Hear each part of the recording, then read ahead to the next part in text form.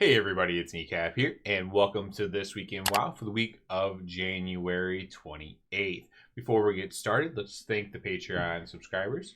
We have Mario Casillas, Rep Pally Rocks, Nick Rada, and Peter Burnham. Thank you guys so much for the support. Appreciate it.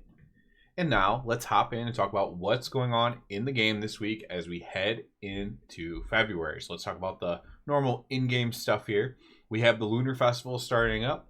Nothing huge with this holiday. I think it might be one of the ones for the achievement and stuff like that, but you can do that if you haven't. We have Timewalking Dungeon event. This is classic World of Warcraft, so this is the old dungeons. So this came during the anniversary, so that's in the rotation now apparently.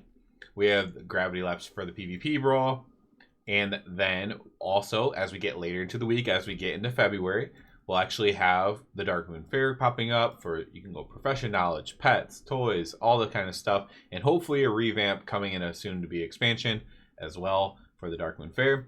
And then we'll also have Love is in the Air starting at the very end of the week, heading into next week, where you can, try to get the Love Rocket, which they kind of increased the chance, but also made it so it's like really only worth it to do once a day, which is kind of a good thing, but it's still a fairly low chance.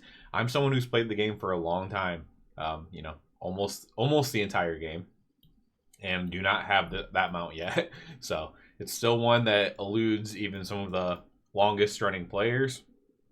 People have played literally since the beginning don't have it, some of them, and never even stopped. At least I had an expansion where I didn't play very much. But yeah, still do not have, the Love Rocket or whatever they renamed it to, the Heart Seeker or whatever, from that event.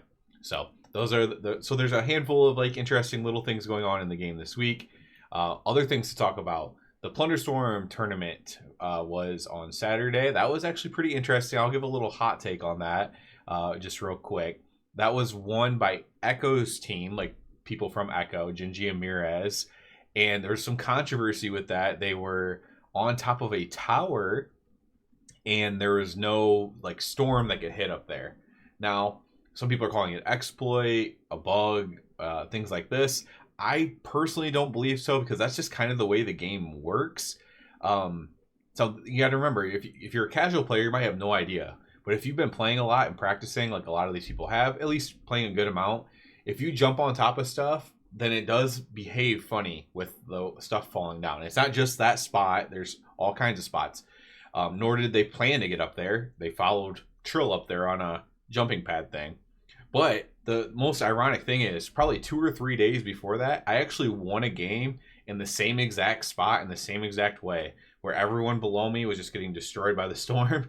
And I'm just, or the circles, the swirlies, and I'm just standing up there. I actually yelled to the person, I'm so sorry, but I'm not going to jump down there and die, or just jump down into the blue stuff hitting the ground. So I just stayed up there.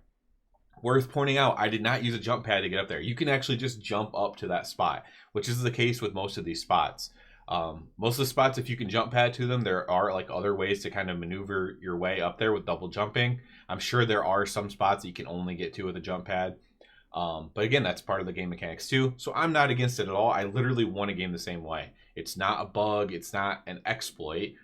For me personally, I literally just double jumped on a post, double jumped on the taller post, double jumped to the main part of that platform, and then double jumped onto the roof. And that's it. It's not an exploit. It's just jumping. That's all it is. And in their case, it was a jump pad, but that's my take on it. I didn't want to make a whole video on it because it's Plunderstorm and it's like this drama or whatever. But to me, it's not an exploit. I'm not even a fan of Echo. I mostly root against them in many ways because I think they have exploited in the past. And that's the whole crux of the thing. But I just call it like I see it, man. And so I'll call them out if I think they do something bad. But in this case, I think it was completely fair game.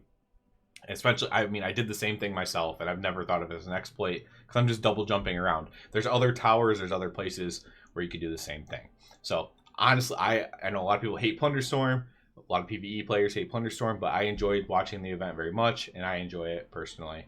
And that's my take on that.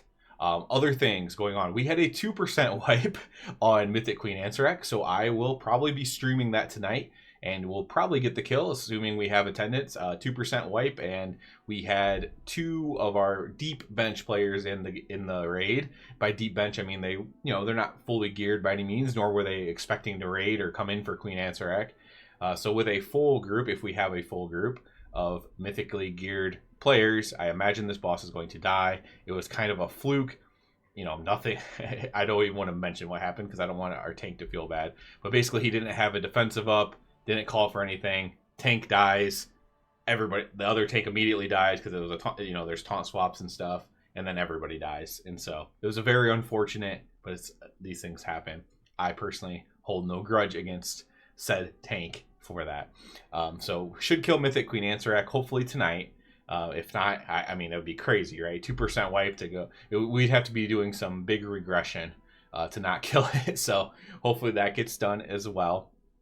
PTR news has been just a slow trickle mostly. We did have a little bit of Ret Paladin news, a little bit of tuning on the Templar. I did a video on that. If you haven't seen it, you can check that out if you're one of the Ret Paladin subscribers. You can go check that out, or just a Ret Paladin player randomly here.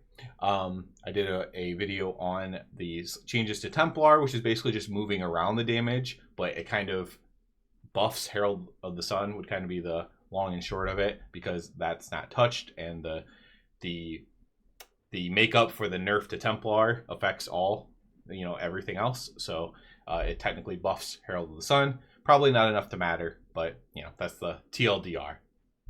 Other than that, I want to go and watch the mythic testing, the raid testing happened, and I want to go back and watch some videos that I know some people put up. I know Dratnos always puts up videos for those. Hopefully he has all of them.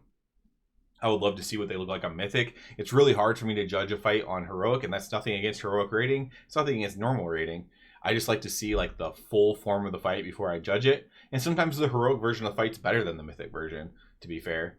But I do like to see that before I like to see the mythic versions before I judge them. So I am looking forward to maybe trying to watch those. I need to go to Dratnos' channel and check that out. If you don't know who Dratnos is, he makes similar content to me, but probably more content and maybe even better content. And he also like streams a little bit, but he's a much larger channel than me. But he's pretty cool. He casts a lot of stuff for World of Warcraft as well. Since I'm mentioning him, might as well shout him out there. So yeah, so that'll be it for this one, guys. Looking forward to heading into February. Looking forward to get closer to patch day. We're probably about this month could be the patch, could be beginning of March, so we're almost there.